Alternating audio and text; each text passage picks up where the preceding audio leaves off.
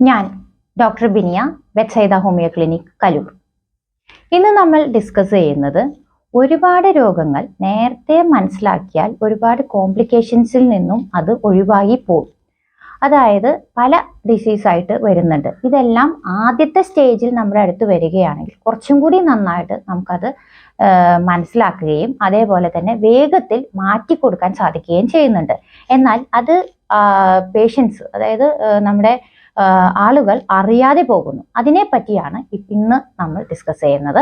പ്രധാനമായും life style disorders എന്ന് പറഞ്ഞാൽ കൊളസ്ട്രോള്, ബ്ലഡ് പ്രഷർ, അതേപോലെ ഡയബറ്റീസ്, ഇങ്ങനത്തെ കാര്യങ്ങൾ ഉണ്ടാകുന്നത് നമ്മുടെ ലൈഫ് സ്റ്റൈലിലെ മാറ്റങ്ങൾ കൊണ്ടാണ്. ജങ്ക് ഫുഡ് കഴിക്കുക, എക്സർസൈസ് ഇല്ലാതിരിക്കുക, സെഡൻഡറി ആയിട്ട് വീട്ടിൽ തന്നെ ഇരുന്ന് ജോലി ചെയ്യുന്നവർ, അനങ്ങാതെ ഇരിക്കുന്നവര്, ഉറക്കം ആകാത്തവര്, സ്ട്രെസ് ഉള്ളവര്, ഇവർക്കൊക്കെയാണ് കൂടുതലായും ഈ ഒരു ലൈഫ് സ്റ്റൈൽ ഡിസോർഡേഴ്സ് വരുന്നത്.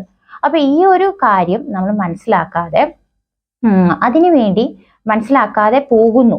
അതായത് ഒരു 25 ഇയേഴ്സ് തുടങ്ങി നമുക്ക് ആനുവലായിട്ട്, അതായത് ഒരു കൊല്ലത്തിൽ, ഒരു വർഷത്തിൽ ഒരു പ്രാവശ്യമെങ്കിലും ഈ പറഞ്ഞ പോലെ ഒരു 25 വയസ്സ് മുതൽ BP-യും ഷുഗറും എല്ലാം ചെക്ക് ചെയ്യേണ്ടത് അത്യാവശ്യമാണ്. ഇപ്പോൾ കൊളസ്ട്രോൾ ആണെങ്കിൽ ടോട്ടൽ കൊളസ്ട്രോൾ മാത്രമെങ്കിലും മിനിമം നമ്മൾ എന്ത് ചെയ്യണം, ആനുവലി ഒന്ന് നോക്കി വെക്കണം. ഇനി ടോട്ടൽ കൊളസ്ട്രോളിലെ വ്യത്യാസം വന്നു കഴിഞ്ഞാൽ പിന്നീട് നമുക്കത് ലിപ്പിഡ് പ്രൊഫൈലായിട്ട് മൊത്തമായിട്ട് ചെക്ക് ചെയ്യേണ്ട ഒരു ഇതും ചെയ്യണം. ഇനി ഷുഗർ ആണെന്നുണ്ടെങ്കിൽ, ഡയബറ്റീസ് ആണ് എങ്കിൽ നമുക്ക് എന്ത് ചെയ്യാം, ആദ്യം കുറച്ച് നാൾ നമുക്ക് ഫാസ്റ്റിംഗ് ബ്ലഡ് ഷുഗർ, ഭക്ഷണം കഴിക്കാതെയുള്ള ഫാസ്റ്റിംഗ് ബ്ലഡ് ഷുഗറിൽ വേരിയേഷൻ ഉണ്ടോ എന്ന് ചെക്ക് ചെയ്യാം. അതൊരു 25 ഇയേഴ്സ് തുടങ്ങി തന്നെ. അത് കഴിഞ്ഞിട്ട് പിന്നെ അതിൽ വ്യത്യാസം വന്നു കഴിഞ്ഞാൽ HbA1c ഒരു 3 മാസത്തിന്റെ ആവറേജ് നോക്കിയിട്ട് നമുക്ക് മനസ്സിലാക്കാം നമ്മൾ ഹെൽത്തി ആണോ അല്ലയോ എന്നുള്ളത്. ഇനി ബ്ലഡ് പ്രഷർ നമുക്ക് ചെക്ക് ചെയ്യാനായിട്ട് ഇപ്പോൾ നമുക്ക് ഒരു ഡോക്ടറെ അടുത്ത് വരികയാണെങ്കിൽ, ഒരു ഫാമിലി ഡോക്ടറിന്റെ അടുത്ത് ഒരു ഇയർലി വൈസെങ്കിലും ചെറുപ്പം മുതൽ ഒരു 25 ഇയേഴ്സ് തുടങ്ങി എങ്ങനെ നമുക്കൊന്ന് ബ്ലഡ് പ്രഷർ നോക്കി വെക്കാം. അത് കൂടുതലാണോ, കുറവ് പോകുന്ന ടെൻഡൻസി ആണോ, ഏതാണെങ്കിലും അത് നമ്മൾ അറിഞ്ഞിരിക്കണം. അപ്പൊ അങ്ങനെയാണ്. അല്ലെങ്കിൽ ഇതിന്റെ കോംപ്ലിക്കേഷൻ നമുക്കറിയാം, ഒന്നില്ലെങ്കിൽ നമ്മുടെ ഹാർട്ടിനെ എഫക്ട് ചെയ്യും, അല്ലെങ്കിൽ നമ്മുടെ ബ്രെയിനിനെ എഫക്ട് ചെയ്യും. അപ്പോൾ ഹാർട്ടിനെ ആണെങ്കിൽ പിന്നീട് അത് ആൻജിയോപ്ലാസ്റ്റി അങ്ങനെ പോകും. ബ്രെയിൻ ആണെന്നുണ്ടെങ്കിൽ ഒന്നില്ലെങ്കിൽ സ്ട്രോക്ക് ആയിരിക്കും, അല്ലെങ്കിൽ സെറിബ്രൽ ഹെമറേജ് ആയിരിക്കും വരുന്നത്. അതിലും ഒത്തിരി കോംപ്ലിക്കേഷൻസ് ഉണ്ട്. അപ്പോൾ ഇതാണ് ലൈഫ് സ്റ്റൈൽ ഡിസോർഡേഴ്സിനെ പറ്റി എനിക്ക് പറയാനുള്ളത്. നിർബന്ധമായും ഈ ഒരു ന്യൂ ജനറേഷന്റെ ആദ്യം തുടങ്ങി തന്നെ ഒരു 25 ഇയേഴ്സ് തുടങ്ങി തന്നെ ആനുവലി നമ്മളൊരു മോണിറ്റർ ഇത് ചെയ്യണം. ഇനി അടുത്ത ഒരു ടൈപ്പ് ഓഫ് കണ്ടീഷൻ എന്ന് പറയുന്നത് പൈൽസ് ആണ്. പൈൽസ് അല്ലെങ്കിൽ ഹെമറോയിഡ്സ്. അപ്പോൾ ഈ ഒരു പൈൽസ് അല്ലെങ്കിൽ ഹെമറോയിഡ്സ് ആളുകൾ പറയാതെ വെക്കുന്നു, നാണക്കേട് കൊണ്ടോ അല്ലെങ്കിൽ മറ്റുള്ളവരോട് പറയാനുള്ള, അല്ലെങ്കിൽ ഡോക്ടേഴ്സിനോടാണെങ്കിലും തുറന്നു പറയാനുള്ള ബുദ്ധിമുട്ട് കൊണ്ടോ പൈൽസ് ആരും പറയുന്നില്ല. ഇത് വയറ് ഉറയ്ക്കുന്നതാണ്, അല്ലെങ്കിൽ ചിക്കൻ കഴിച്ചാൽ മാത്രമേ ഞങ്ങളുടെ വയറ് ഉറയ്ക്കുന്നുള്ളൂ, അല്ലെങ്കിൽ 3 ദിവസത്തിലാണ് ഞങ്ങൾക്ക് വയറ്റിന്ന് പോകുന്നുള്ളൂ, അതൊരു അഡാപ്റ്റായി, അതിനോട് അവർ കോമൺ ആയിട്ട് അങ്ങനെയാണ് ഞങ്ങൾക്ക് എന്ന് വിചാരിക്കുന്ന ആളുകളിൽ വേദനയും ചിലപ്പോൾ ചോര പോകലും ഒക്കെ കണ്ടാലും അവരത് അത്രങ്ങ് കാര്യമാക്കാറില്ല. പക്ഷെ ഈ ഒരു കേസും അറിയാതെ പോകുന്ന കോംപ്ലിക്കേഷൻസിലോട്ട് പോകുന്ന ഒരു തരം ഡിസീസാണ്. ഇത് പറയാതെ വെച്ചിരുന്ന് ചിലപ്പോൾ അത് ഫിഷറോ അല്ലെങ്കിൽ ഫിസ്റ്റുല എന്ന് പറയുന്ന കണ്ടീഷനോ ആയി മാറിപ്പോകാറുണ്ട്. ഇങ്ങനെ വന്നു കഴിഞ്ഞാൽ ഈ പൈൽസ് നമുക്കൊരു 3 മന്തോട്ട് കറക്റ്റ് ചെയ്യാൻ പറ്റുന്ന ഒരു കണ്ടീഷൻ പിന്നീട് അത് ഫിഷറോ ഫിസ്റ്റുലോ ഒക്കെ ആയി മാറിക്കഴിഞ്ഞാൽ ചിലപ്പോൾ 1 കൊല്ലം അങ്ങനെ തുടർന്ന് മരുന്ന് കഴിക്കേണ്ട ഒരു അവസ്ഥയിലോട്ട് മാറിപ്പോകുന്നു. അപ്പൊ അതും നമുക്ക് വയറ്റിന്ന് പോകാൻ ബുദ്ധിമുട്ടുണ്ട്, അല്ലെങ്കിൽ ശരിക്ക് പ്രോപ്പറായിട്ട് പോകുന്നില്ല, കോൺസ്റ്റിപ്പേഷൻ ഉണ്ട്, അസ്വസ്ഥതയുണ്ട്, പോകുമ്പോൾ ചോര പോകുന്നു എന്നൊക്കെ ഉണ്ടെങ്കിൽ നിങ്ങൾ നിർബന്ധമായും ഡോക്ടറെ കാണിക്കുക. ഇനി ഒരു തരം കണ്ടീഷനാണ് സ്ത്രീകളിലെ രോഗങ്ങൾ. അത് ഒരു 25 മുതൽ തന്നെ, 25 പോരാ, അതിൻ്റെ മുന്നേ തന്നെ PCOD എന്ന കണ്ടീഷൻ, പോളിസിസ്റ്റിക് ഓവേറിയൻ സിൻഡ്രോം അല്ലെങ്കിൽ ഡിസീസ്, ഈ ഒരു കണ്ടീഷൻ, സിസ്റ്റ് ഉണ്ടാകുന്ന ഒരു ടെൻഡൻസി ഉണ്ട്. വെയിറ്റ് കൂടുന്നു, മുടി കൊഴിയുന്നു, ക്ഷീണം തോന്നുന്നു, പിന്നെ അതേപോലെ തന്നെ നമുക്ക് എന്താ പറയുക, അസ്വസ്ഥത, ഇതൊക്കെ എക്സർസൈസിന്റെയും ഞാൻ ആദ്യം പറഞ്ഞ പോലെ തന്നെ ഇതിന്റെയൊക്കെ ഭാഗം തന്നെയാണ്, ജങ്ക് ഫുഡിന്റെ ഒക്കെ ഭാഗം തന്നെയാണ്. പക്ഷെ ഇത് വന്നു കഴിഞ്ഞാൽ കുട്ടികളിൽ, അതായത് ചെറിയ ഒരു ടീനേജേഴ്സിൽ ഉണ്ടാകുന്ന ഈ ഒരു മാറ്റം തിരിച്ചറിയാതെ അറിയാതെ പോകരുത്. മെൻസസിൽ എന്ത് ഇറഗുലാരിറ്റി വന്നാലും നിർബന്ധമായും നിങ്ങൾ ഡോക്ടറെ കാണിക്കുക. PCOD ആണെങ്കിൽ USG എടുത്ത് അൾട്രാസൗണ്ട് സ്കാൻ എടുത്ത് അതിന് വേണ്ടുന്ന മരുന്നുകൾ സ്റ്റാർട്ട് ചെയ്യുക. മില്ലിമീറ്ററിൽ നിന്ന് തുടങ്ങി സെന്റിമീറ്റർ വരെ, അതായത് വലിപ്പം കൂടിക്കൂടി വരുന്നതാണ് ഇപ്പൊ കുറേ പേഷ്യൻസിൽ കാണുന്നത്. ആദ്യമേ കണ്ടിരുന്നെങ്കിൽ നമുക്ക് കുറച്ചും കൂടി ഈസി ആയിട്ട് ഈ പറഞ്ഞ പോലെ ഒരു 3 മാസം കൊണ്ട് മാറ്റാൻ പറ്റുന്നത് പിന്നീട് അങ്ങോട്ട് വലിയ വലിയ സിസ്റ്റുകളായി വരുമ്പോൾ സമയം ഒത്തിരി എടുക്കുന്നതായിട്ട് കാണുന്നുണ്ട്. ഇനി അടുത്തത് ഈ ഒരു പിന്നെ എന്താ പറയുക, കല്യാണമൊക്കെ കഴിഞ്ഞ് പ്രസവം കഴിഞ്ഞവരിലെ ഫൈബ്രോയിഡ് ആണെന്ന് വിചാരിച്ച് നോക്കിയിരിക്കരുത്. അത് ചെറിയ ഫൈബ്രോയിഡിൽ നിന്നും തുടങ്ങി അതിന്റെ വലിപ്പം കൂടുകയും പിന്നീട് ചില സമയങ്ങളിൽ ചിലപ്പോൾ എന്താ പറയുക നമ്മൾ മരുന്ന് കൊടുത്തു വരുമ്പോഴായിരിക്കാം അത് അഡിനോമയോസിസോ അല്ലെങ്കിൽ എൻഡോമെട്രിയോസിസോ ഇങ്ങനെ പലതരം ഡയഗ്നോസിസിൽ അതിലും ഒളിഞ്ഞു കിടക്കുന്നുണ്ട്. അപ്പോൾ പ്രസവമൊക്കെ കഴിഞ്ഞല്ലോ, ഇനിയിപ്പം പ്രോബ്ലം ഒന്നും ഇല്ലല്ലോ, ഇനിയിപ്പോൾ എന്താണെങ്കിലും കുഴപ്പമില്ല, ബ്ലീഡിങ് ആയാലും കുഴപ്പമില്ല എന്നൊന്നും കരുതി ഇരിക്കരുത്. അങ്ങനെ മെൻസ്ട്രൽ ഇറഗുലാരിറ്റീസ്, ബ്ലീഡിങ് കൂടുതലോ കുറവോ ഉണ്ടെങ്കിലും നിർബന്ധമായും നിങ്ങൾ മെനപ്പോസ് ആയിട്ടില്ലെങ്കിൽ, മെനപ്പോസ് ആകുന്നത് ഒരു 45 to 55 ഇയേഴ്സിലേ മെനപ്പോസ് ആവത്തുള്ളൂ, അതിന്റെ മുന്നേ ഈ ഒരു പ്രശ്നങ്ങൾ കാണിക്കുന്നുണ്ടെങ്കിൽ അതും ഡോക്ടറോട് ചോദിക്കണം. കാരണം ഈ ഒരു കണ്ടീഷൻ നമ്മൾ ശ്രദ്ധിച്ചില്ലെങ്കിൽ ക്യാൻസർ ടെൻഡൻസിയിലോട്ടാണ് പിന്നീട് അത് പോകുക. അപ്പൊ അങ്ങനെ ഒരു കണ്ടീഷൻ ഇല്ലാതിരിക്കാനാണ് ആദ്യമേ തന്നെ ശ്രദ്ധിക്കണം എന്ന് പറയുന്നത്. ഇനി അടുത്തത് കിഡ്നി ഡിസോർഡേഴ്സ് ആണ്.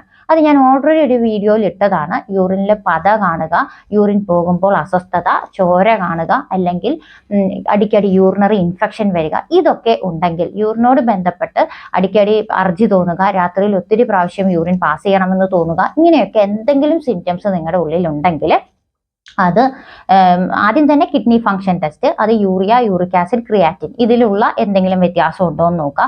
ഇല്ലെങ്കിൽ ചിലപ്പോൾ യൂറിനറി സ്റ്റോണോ കിഡ്നി സ്റ്റോണോ ഏതാണോ എന്നുള്ളത് നിർബന്ധമായും റൂൾ ഔട്ട് ചെയ്തിട്ട് അതിന് വേണ്ടുന്ന മരുന്നുകൾ കഴിക്കുക. കിഡ്നിയിലെ കണ്ടീഷൻസ് ആണെങ്കിൽ എന്തായാലും നിർബന്ധമായും ഈ എന്തെങ്കിലും ചേഞ്ചസ് നമുക്ക് ഫിസിക്കലി നമുക്ക് യൂറിൻ പാസ് ചെയ്യുമ്പോൾ തന്നെ എന്തെങ്കിലും അസ്വസ്ഥതകൾ അതിൽ കാണാൻ കഴിയും. അത് റൂൾ ഔട്ട് ചെയ്ത് അതിനോട് തുടർന്ന് കൊണ്ടുപോവുക. ഇനി അടുത്ത ഒരു ടൈപ്പ് നമ്മുടെ എല്ലുകളുടെ പ്രശ്നമാണ്. എല്ലുകളുടെ പ്രശ്നം നമ്മൾ എപ്പോഴും പറയുന്നത് ആർത്രൈറ്റീസ് ആണെന്നാണ്. പക്ഷെ അങ്ങനെ ആവണമെന്നില്ല. ചിലപ്പോൾ അത് റുമാറ്റോയിഡ് ആർത്രൈറ്റീസോ അല്ലെങ്കിൽ ഓസ്റ്റിയോപോറോസിസോ ആവാം. അപ്പോൾ ഓസ്റ്റിയോപോറോസിസിൽ നമ്മുടെ എല്ലുകൾ ദ്രവിച്ചു പോകുന്ന ഒരു അവസ്ഥയാണ്. റുമാറ്റോയിഡ് ആർത്രൈറ്റീസ് എന്ന് പറയുമ്പോൾ അത് നമുക്ക് എന്താ, നമ്മുടെ ഓട്ടോ ഇമ്മ്യൂൺ കണ്ടീഷനാണ്. അത് നമ്മുടെ ശരീരത്തിന്റെ ഇമ്മ്യൂണിറ്റിയുടെ ഭാഗമായിട്ട് അതിനെ നശിപ്പിച്ചുകൊണ്ടുള്ള ഒരു കണ്ടീഷനാണ്. നമുക്ക് ചിലപ്പോൾ സ്ട്രക്ചറൽ അബ്നോർമാലിറ്റി, അതായത് നമ്മുടെ കൈയൊക്കെ ചെറിയ ഫിംഗേഴ്സിന്റെ എല്ലുകൾക്കൊക്കെയാണ് ഇത് കൂടുതൽ ബാധിക്കുന്നത്. അപ്പോൾ നമ്മുടെ കൈകളൊക്കെ വളഞ്ഞു പോകാൻ വരെ സാധ്യതയുള്ള കണ്ടീഷനാണ്. അപ്പോൾ നിങ്ങൾക്ക് മുട്ടുവേദനയോ അല്ലെങ്കിൽ ജോയിന്റ് പെയിനോ ഒക്കെ ഉണ്ടെങ്കിൽ ബ്ലഡിൽ ആന്റിമൈക്രോസോമൽ ആന്റിബോഡി, അങ്ങനെ ബ്ലഡിൽ ഏതൊക്കെ ചെക്ക് ചെയ്യണമോ എന്ന് നോക്കിയിട്ട് അതെല്ലാം ചെക്ക് ചെയ്യുകയും എന്താണെന്ന് ഡയഗ്നോസ് ചെയ്യുകയും പിന്നെ ഭാവിയിൽ അങ്ങോട്ട് മരുന്ന് കഴിക്കേണ്ടവയാണെങ്കിൽ കഴിക്കുകയും വേണം. അല്ല നിങ്ങൾക്ക് ചെറിയൊരു വൈറ്റമിൻ ഡി ഡെഫിഷ്യൻസിയോ അല്ലെങ്കിൽ കാൽഷ്യത്തിന്റെ ഡെഫിഷ്യൻസിയോ എന്തെങ്കിലും മാത്രമേ ഉള്ളൂ എങ്കിൽ അത് അതിനനുസരിച്ച് അത് കറക്റ്റ് ചെയ്യേണ്ട കാര്യങ്ങൾ കഴിച്ചാൽ മതിയാവും. അപ്പൊ ഇതും നമ്മൾ റൂൾ ഔട്ട് ചെയ്യേണ്ടത് അത്യാവശ്യമാണ്. ഇതേപോലെ തന്നെ തൈറോയ്ഡ് രോഗങ്ങളിലും ഈ പറഞ്ഞ പോലെ ക്ഷീണം, വെയിറ്റ് കൂടുന്നു, പിന്നെ മുടി കൊഴിച്ചല്, പിന്നെ ബാലൻസിന് ബുദ്ധിമുട്ട്, ഇങ്ങനെയൊക്കെ ഉണ്ടെങ്കിൽ തൈറോയിഡിന്റെ ഫംഗ്ഷനും നിങ്ങൾ നിർബന്ധമായും ആനുവലി ചെക്ക് ചെയ്യണം. TSHO അല്ലെങ്കിൽ TSHന്റെ വേരിയേഷനോ അല്ലെങ്കിൽ ചിലപ്പോൾ TPO, അതായത് ആന്റി TPO എന്ന് പറയുന്ന കണ്ടീഷൻ, അതും ഒരു ഓട്ടോ ആന്റിബോഡീസ് ഉള്ള ഒരു കണ്ടീഷനാണ്. അങ്ങനെ ആന്റി TPOയോ എന്തെങ്കിലും നിങ്ങളുടെ ശരീരത്തിൽ പ്രശ്നം കിടക്കുന്നുണ്ടോ എന്നുള്ളത് ഡോക്ടറെ സമീപിച്ച് ചെക്ക് ചെയ്ത് നോക്കേണ്ടതാണ്. ഇതിനെല്ലാം നമ്മൾ ഇമ്പോർട്ടൻസ് കൊടുക്കണം. നമ്മുടെ ഫിസിക്കൽ ജനറൽസും മെന്റൽ ജനറൽസും, അതായത് നമ്മുടെ ശാരീരികമായും മാനസികമായും കുറേ പ്രോട്ടോകോൾസ് ഉണ്ട്. അതായത് ഉറക്കം, വിശപ്പ്, ദാഹം, അങ്ങനെ വയറ്റിന്ന് പോകുക, യൂറിൻ പാസ് ചെയ്യുക, ഇങ്ങനത്തെ കാര്യങ്ങളെല്ലാം നമുക്ക് കറക്റ്റ് ആണ് എങ്കിൽ നമുക്ക് ഒരു പ്രോബ്ലവും ഇല്ല. അതിലെന്തെങ്കിലും വ്യത്യാസം, ക്ഷീണം, ഭയങ്കരമായിട്ടുള്ള ക്ഷീണം, ഇതൊക്കെ ഉണ്ടെങ്കിൽ നിർബന്ധമായും നിങ്ങൾ എന്താണ് നിങ്ങളുടെ പ്രശ്നം എന്ന് അനലൈസ് ചെയ്യുക. അത് അടിക്കടി റിപ്പീറ്റ് ചെയ്യേണ്ട ആവശ്യമില്ല. ഒരു ആനുവലി എങ്കിലും നിങ്ങളത് റൂൾ ഔട്ട് ചെയ്യണം. നോക്കിയിട്ട് ഇതൊന്നും എനിക്കില്ല, എനിക്ക് പ്രശ്നങ്ങളൊന്നും ഇല്ല എന്നുള്ളത് റൂൾ ഔട്ട് ചെയ്യണം. അത് ഈ പറഞ്ഞ പോലെ പണ്ടൊക്കെ നമ്മൾ ഒരു 50 വയസ്സ് കഴിഞ്ഞ് നോക്കിയാൽ മതിയല്ലോ എന്ന് ചിന്തിക്കുന്നത് കുറച്ചും കൂടി നേരത്തെ. ഞാൻ പറയുകയാണെങ്കിൽ ഒരു 30 വയസ്സ് മുതലെങ്കിലും ഇങ്ങനെ ഒരു കാര്യങ്ങൾ നിങ്ങൾ ചെയ്തു നോക്കേണ്ടതാണ്. അതേപോലെ സ്കിന്നിൽ വരുന്ന അല്ലെങ്കിൽ ശരീരത്തിൽ വരുന്ന എന്തെങ്കിലും തടിപ്പുകൾ, നമ്മൾ കുറേ കാലമായിട്ട് എനിക്ക് ഈ ഒരു തടിപ്പുണ്ട് അങ്ങനെയൊക്കെ പറയുന്ന കേസുകൾ നിർബന്ധമായും ചെക്ക് ചെയ്യണം. അത് ആവശ്യമെങ്കിൽ ഡോക്ടർ ഒരു സംശയം പറയുകയാണെങ്കിൽ അത് ഏത് നോക്കുകയാണോ, ഏത് ഭാഗമാണോ, അതായത് തടിപ്പ് നല്ല കട്ടിയുള്ള തടിപ്പാണ്, അങ്ങനെയൊക്കെ ഒരുപാട് കേസുകൾ ഇപ്പം മിസ് ചെയ്ത് പോകുന്നുണ്ട്.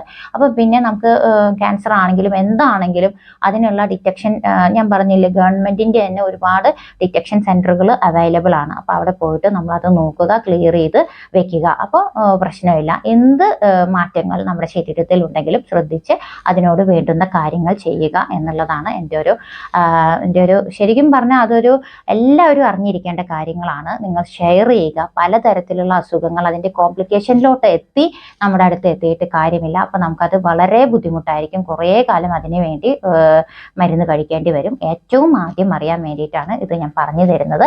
ഇങ്ങനെ ഒരുപാട് അസുഖങ്ങൾ നിങ്ങൾ ശ്രദ്ധിക്കുക, ഷെയർ ചെയ്യുക. നിങ്ങൾക്ക് ഒരുപാട് ആൾക്കാർക്ക് ഇത് അറിയാതെ പോകുന്നുണ്ട്, ഇങ്ങനെ ചെയ്യണം എന്നുള്ളത് ഷെയർ ചെയ്യുക. Okay, thank you.